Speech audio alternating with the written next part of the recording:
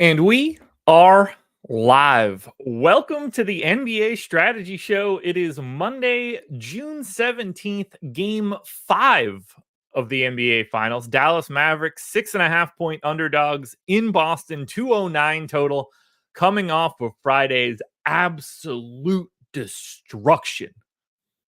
Boston was just never in the game. It was over from the jump. Massive blowout. And now we're here on Monday checking to see if Boston will end this series, end this NBA season at home tonight. Hit that like button if you haven't done it yet. Subscribe to the channel. Hit the notification bell so you know when everything goes live. Follow me on Twitter at Josh Engleman. What's good, everybody? Good morning. Lots to talk about today, because we got to look at this one a little bit differently. When we switch to a different home court, moving from Dallas to Boston, people probably don't think the swing is that big, but it is. That's a massive difference in the way that these guys are going to get projected for today. It didn't matter how we had anything projected on Friday, because that game was just simply never competitive. But now we're here, ready to take a look at what we're getting for today. I mean, look at this game. This is ridiculous. This shit is over. They were up by 48 at one point. I mean, this is just utter destruction. Celtics went on a 7-0 run early. All of the runs until like the competitive portion of the game, 19-5, 6-0, 11-0, 7-0, 8-0. This was just over quickly. Didn't matter. I mean, PJ Washington played 14 minutes. Daniel Gafford played at 9.9. They just didn't need anybody. It was just a beating. So we really can't even look at this all that much. There's only one piece of this game that I think is important for us to pay attention to. And oddly enough, I can't scroll down and show. All right, it's on the screen right now at the absolute bottom of the screen. And it's Dante Exum's minutes. Dante Exum played about 8 minutes in the second quarter, and then did show up, and run like a normal rotation, but didn't close with the closing squad. It feels like Exum is now going to be getting a real chunk of minutes today, which is very annoying for me, who took that stand on Exum in game 3 and just happened to be too early for it. Got out in front of it quicker than I wanted to.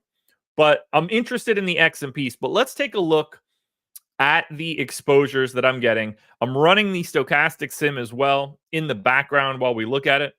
But let's dive in. And as per usual, I got something on my contacts that's bothering me. Doesn't matter. Let's get to what I have to start the day. So right now, based on our current ownership, this is what I ran in my first sim to start the day. Highest owned captains to the public. Kyrie is at 17%. Jason Tatum is at 18%. And then Luka is at 11%. Everybody else is in single digits, but look at how blended this is. PJ Washington, 9. Derek Lively, 8. Jaylen Brown, 8. Drew Holiday, 8. Derek White, just shy of 8. All 5 of those guys are basically projected as the same captain. That's an interesting balance. As of right now, the captains that I'm getting to most are Jason Tatum. Even at that increased ownership, I think he looks good. I'm going right back to Drew Holiday. He was really bad last time out. But then it's kind of flat for me. Right around the field for PJ Washington, light on Kyrie, ultra light on Luka Doncic. A little bit of Derek White, little bit of Al Horford. I don't have like a crazy stand at captain today. Not like I have in the past. I think the biggest note of anything that I have here, and maybe we could have that conversation, I don't have Luka. I have 1 share of Luka Doncic at the captain. I have 26% of Luka Doncic at utility, basically half the field. And I think I'm okay with that, because I expect Boston to win this game. I think this series ends. And if that happens, you're generally thinking that one of Jason Tatum or Jaylen Brown are the big scorers for Boston. If it's Tatum, all the better. But if I think Boston's going to win this game and win the NBA title today, then I don't necessarily mind that I don't have as much Luka Doncic, especially now where they're probably throwing the kitchen sink at him for game 5. It's also helpful for Luka. He got an extra day. But I think my biggest stand for today, ignoring the bench dudes, and we'll get into that in a second. I think my biggest stand for today is going to be light on Luka Doncic. I'm too big of a believer in Boston at home today. But at captain, I really just don't have much. Like, we're at a point now where it's pretty difficult to take captains that you don't think are playing north of 30 minutes. So it's Luka, it's Kyrie, it's PJ Washington. And while he's not playing 30 minutes, stats for centers are a little bit different. So include Derek Lively. They want him to play 30 minutes. Tatum, Brown, White, Holiday, Horford. Like, I wouldn't argue with anybody for any one of the captains that I just mentioned. And there's a reason that you're seeing so many of these guys be in a pretty similar range for ownership. I don't think there's a lot of differentiation between these guys right now.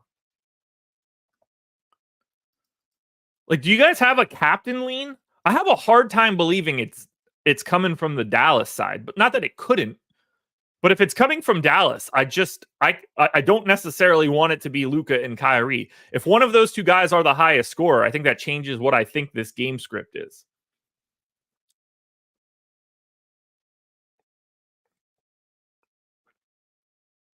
It's a little scary. It's a little scary. But look, Luka, 13-8 at utility, $20,700 at the captain spot. You just don't have a ton of salary left over when you start using them like that. Now, I have the stochastic sims as well, just finished up. I'm going to favorite some lineups quickly, and then we can take a look at them. Let's get rid of that one. 2, 3, 4, 5, 6. Okay. 1, 2, 3, 4, 5, 6. All right. Top 50 lineups from the stochastic sims as we look at the captain spot. Most exposed. Look how flat this is. There's the exposure column right here. 20% to Tatum, 18 to Kyrie, 14 to Luka, and then 10 or less to everybody. Washington, Horford, 8 to Derek White, 8 to Jaylen Brown. I just don't think the captain spot is as interesting as the way that you allocate utility today. I just don't see a lot of. I think like your captain spot is just sort of like whatever works. It's really weird. Because when I look at the stochastic sim results at captain, when I look at my sim results at captain, I don't see anything where it's like, okay, this seems like the guy that is most undervalued. I just don't think we have it based on the way that ownership looks. Do you guys have any thoughts on captain?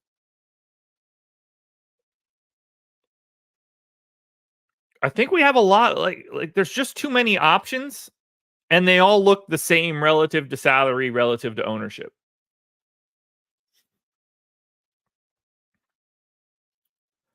Antoine, for the most part, I agree that if the captain comes from Dallas, it's Luka or Kyrie. The only way that I could see that being different is Derek Lively. He could have such a big day with defensive stats and rebounds that I think that he could pay it off based on being cheap. But it's going to take, 3 of Luka, Kyrie, Tatum, and Brown to also be good. But yeah, at captain, I don't have a lot to talk about. At utility, I think that's where all of the conversation lies for today. Now, before we do that, I do want you guys to hit the like button. That is very helpful for me. And I want to give a shout out to Underdog for being the sponsor of this show. Underdog has everything you could possibly want. Pick'em contests every day. You can just get in the Pick'em streets at Underdog. Daily fantasy contests. You can just get into GPPs at Underdog. And then best ball. The gold standard is at Underdog for best ball. And we, if you're interested in NFL best ball, we have free best ball projections and rankings that you could use at Underdog and other places. All you have to do is sign up at Stochastic to get those projections. It's free. We just want you to make an account with us. But that would load you up for Underdog if you wanted to play some best ball. You can sign up and get up to $250 as a first match deposit bonus by signing up using the link in the description.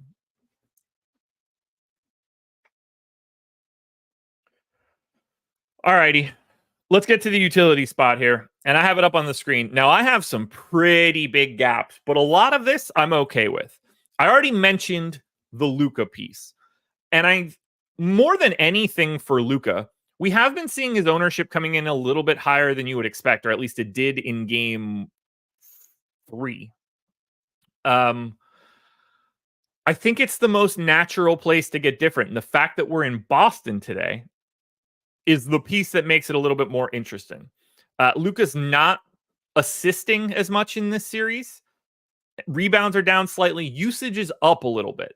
That's a little scary, but he's looking for himself more against Boston than he has in the previous 3 series. Now, if the shot is falling, that's a death sentence for fading him. But if it's not, he's not really in a position to be picking up a lot of additional stats. Like, you're not expecting Luka to get steals and blocks today.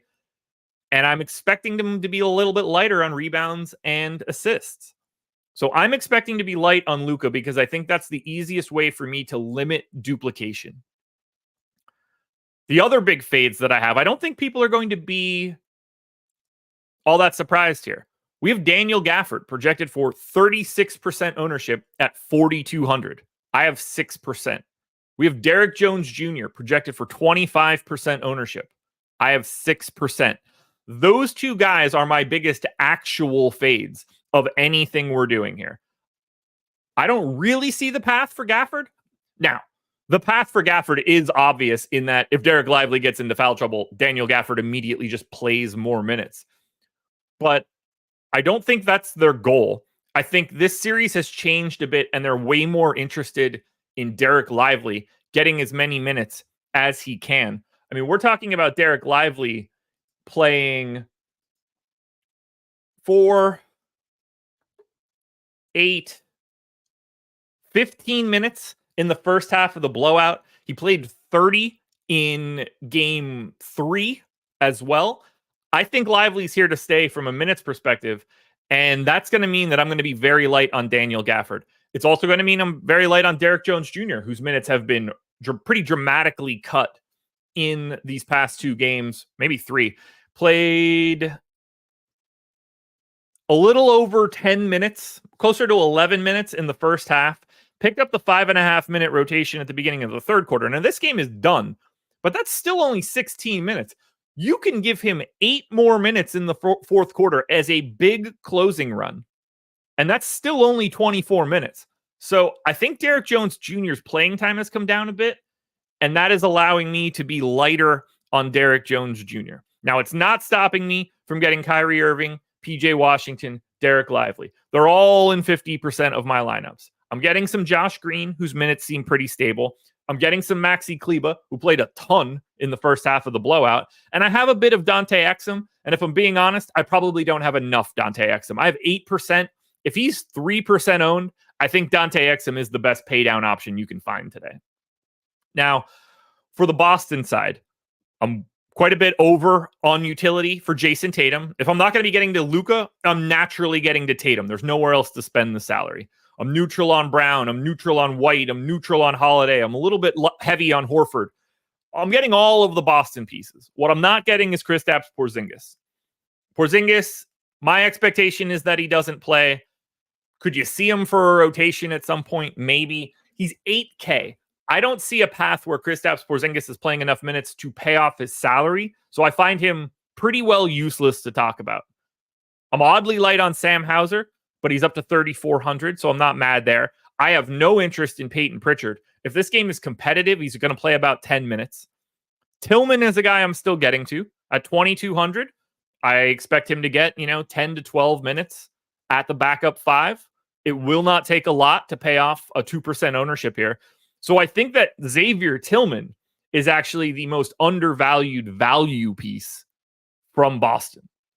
But when it comes to just rostering the guys that play for Boston, I want the real dudes: Tatum, Brown, White, Holiday, Horford. I'm a lot less interested in Hauser and Pritchard.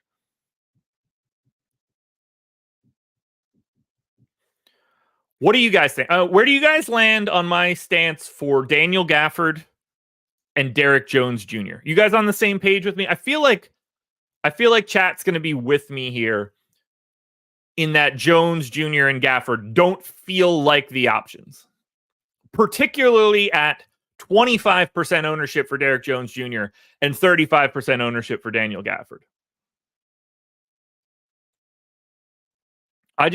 Those two dudes, if they're the guys that beat me, I don't think that I'll be in a position to get them today.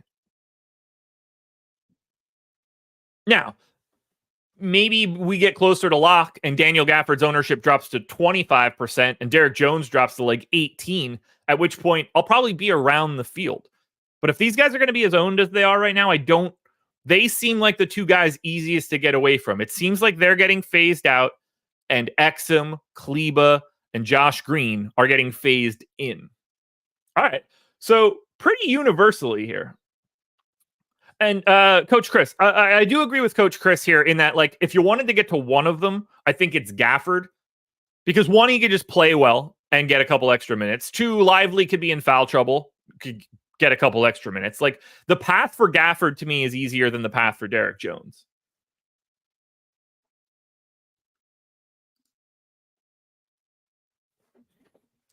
Exum never does anything with his minutes. In an 8-minute rotation, he was plus 11. He had 5 points, a rebound, and a steal. That's a lot. Yeah, Steven, I completely agree there. But he's the natural guy I want to be light on.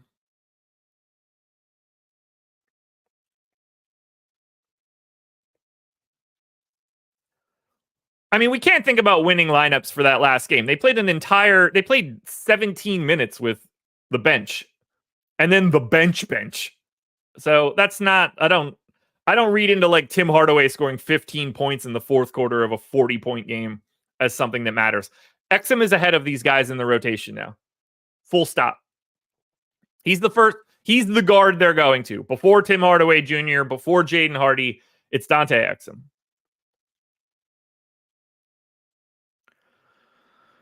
But those are, like, you can see I don't really have, my biggest stand is Tatum. I have 90% of Jason Tatum. He's 60% owned. Well, that flies perfectly with me thinking Boston wins. If Boston wins, I expect Jason Tatum to have a big game. Jason Tatum, to me, is the best play you can get to. And if I'm getting that much Jason Tatum, I'm likely light on Luka. All of this just comes naturally right down the line. And I'm okay with it. But 50% of Brown, 50+% of White, 60+% of Drew Holiday, 50% of Al Horford.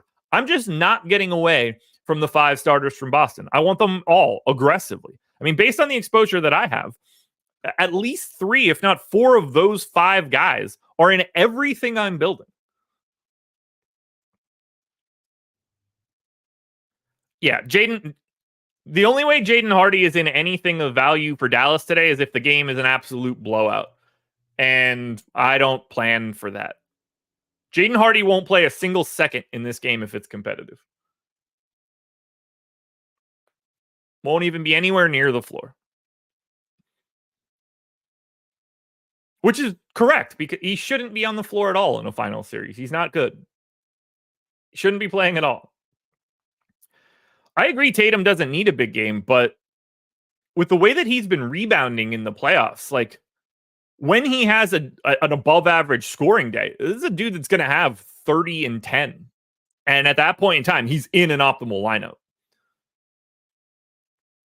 It's the $2,400 gap between Tatum and Luka that just makes me think, man, this is way easier to get to Jason Tatum, especially in Boston. But when it comes to value, my preferred options right now are Tillman, Kleba, Exum. And I would have a hard time thinking somebody else is right with a different name. I don't think Tillman, Exum, Kleba is really up for debate. Hardy is better than Hardaway and Exum. Well, he's certainly not better than Dante Exum. I've got no ties to Tim Hardaway, but I mean, Jaden Hardy is a useless basketball player for Dallas. He's young. I mean, it's only his second year in the league, but he shouldn't be anywhere near the floor. Who's the finals MVP? Probably Jaylen Brown. One of the Morris twins. Yeah, like I'll never have anything like that. Brown captain, Tatum, Irving, Lively, Holiday, Exum, or Tillman. Yeah, I certainly don't mind that. I probably have something that looks like it. That's for sure. Let me take a look. We'll take a look at the stochastic sims too.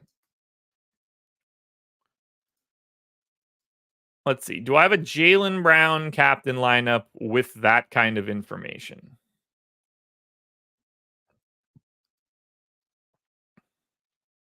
That was Jaylen Brown. It's going to have Exum or Tillman.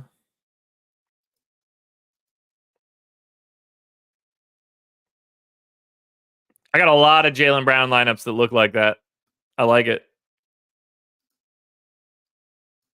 I like it a lot.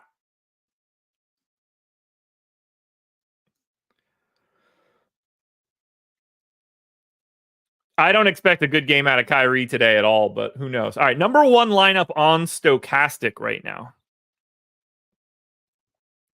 We got it right here. Jaylen Brown, Al Horford, Derek Jones Jr., Derek White, Jason Tatum, PJ Washington. That is the number one sim ROI lineup for today. No Luka Doncic. No weird paydowns. Like, in theory, Derek Jones could be the weird paydown, but that's a pretty balanced lineup. But look at these top lineups. Jaylen Brown, Kyrie, White, Horford, Tatum, Holiday, Brown, Lively, White, Washington, Tatum, Horford, White. It takes me all the way down here, like the 15th lineup or something like that, to get to a Luka Doncic captain lineup.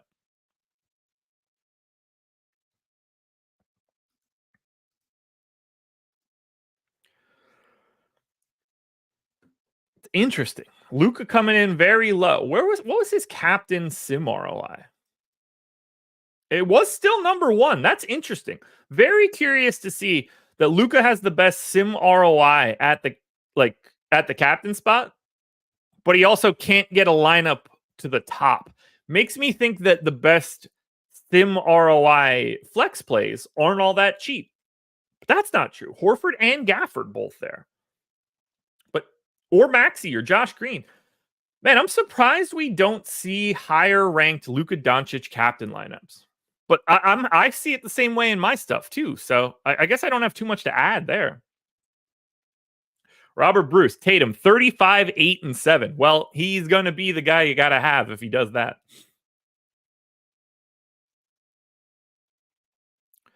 Is there anything else that you guys think that we should be touching on? I do want to talk quickly about our schedule for the rest of the day. We got a lot of shows, lots to talk about. Coming up at 11 a.m., you get the MLB strategy show with Lofty and Matt Bellman. At 6 p.m., you get MLB Live Before Lock with Greg and Matt Bellman. I will be back with Eric tonight at 8 p.m. for a half hour of NBA Live Before Lock, and then Greg and I will be live on Playback exclusively. Playback.tv/Stochastic. Come watch the game along with us. Do we have anything else that we should be touching on? Anything else you guys interested in? I think it's pretty easy to talk about. Look, it's definitely easy to talk about. I think for Boston, just like it is every other day, we really don't have to talk about too many dudes. They are not moving people around in the rotation. They don't have any question marks other than the Kristaps Porzingis situation, which is a different conversation altogether. Dallas is the weird one. You have this lively Gafford dynamic. You have this newly Derek Jones isn't playing as much gimmick. Josh Green, Maxi Kleba, Dante Exum, all add Hardaway and Hardy to this equation. Dallas is the complicated one. But it seems like, between myself and chat, it seems like we've got a pretty similar stance on what's going to happen for Dallas.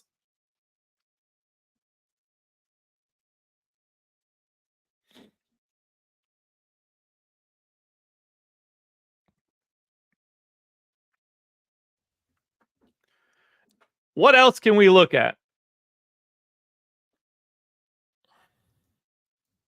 Because I think we've reached the end of the line here, folks. And I really don't expect to be talking to you guys on, I don't know when the next game is. It Thursday?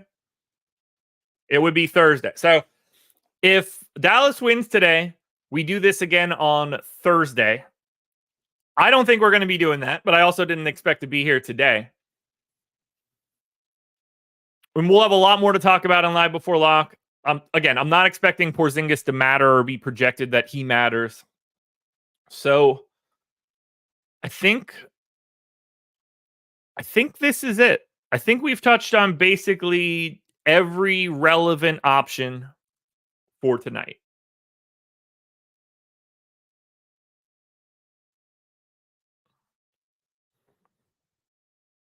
All right. Final question for everybody in chat before we get out of here.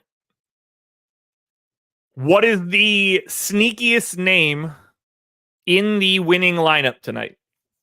Or your answer can also be, there isn't a sneaky one.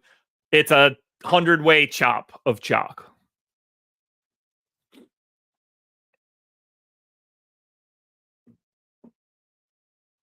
Who's the sneaky name?